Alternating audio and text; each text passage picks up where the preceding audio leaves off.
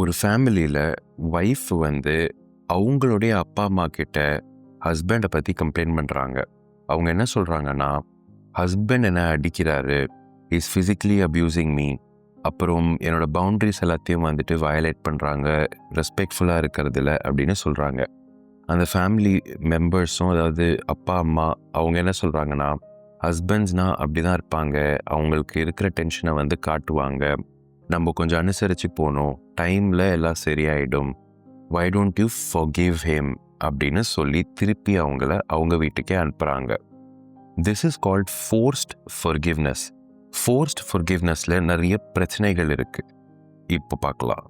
ஒரு 4 year ஸ்டடியில் newly வெட்ஸை ஒரு research follow பண்ணிகிட்டே வந்துச்சு.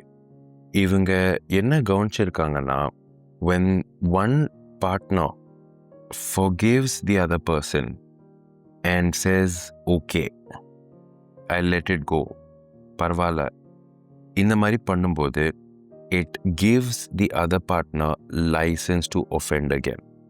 அதாவது அவங்களுக்கு கான்சிக்வன்ஸ்னால் என்னன்றது தெரியாமல் போயிடுது.